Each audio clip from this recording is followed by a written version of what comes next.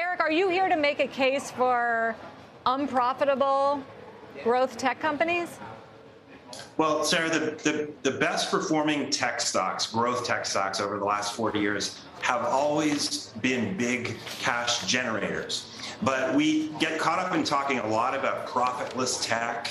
And, I think what goes unnoticed is that many companies which might be profitless today are potentially 1 or 2 years away from becoming and joining the ranks of big cash gushers. So you got to pick your spots, but the big opportunities are looking for companies that are just on the verge of becoming free cash flow positive, and then obviously accelerating over time.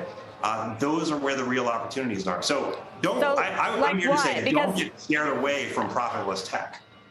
Well, I'm curious who you're talking about, because a lot of the names that you like right now have been absolutely hammered. And it's because they're profitless and because they have sort of future stories and their valuations just got out of control. Well, I mean, I'll give you a couple of names I like, Sarah. Uber and Lyft. People sort of think of those as the poster children for broken business models. We've given up on them.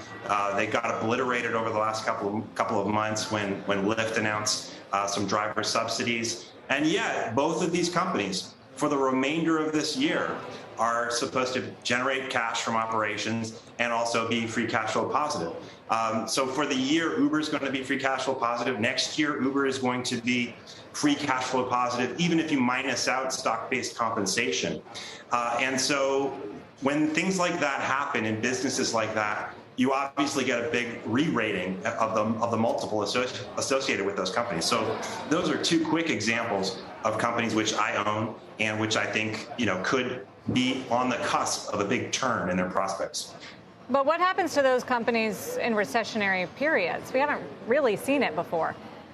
Well, one of the things I had a Twitter thread about over the weekend was it's really challenging in growth tech, because the N of recessionary events over the last 40 years is pretty limited. And most of the time we default to dot-com era, or we default to the great financial crisis. But those were obviously very particular, special, one-time events.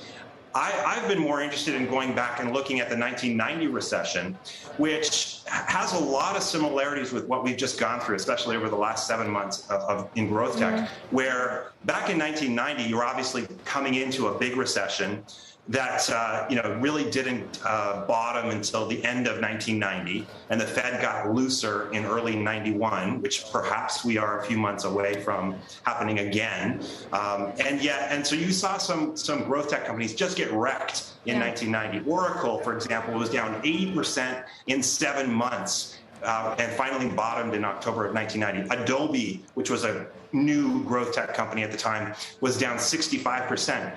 And yet, when things turned, and they turned for these growth tech names first before these other bigger S&P 500 type companies, the rebound was almost just as quick back upwards, like a truly V-shaped type recovery. In growth tech right now, most people don't realize it because the FANG stocks covered it up last year. Most growth tech companies have been in a bear market for 18 months. And so one of the things you see when you look at 40 years of data, the degree of drops in these companies, the magnitude of the drop and the length of time that this has gone on is truly sort of beyond the norm. So and you could argue that it was worth it because we got carried away in COVID and all the rest. But I think the timing is right, and most of these stocks have bottomed in mid-May. We could see a very strong, powerful comeback in the second half of this year.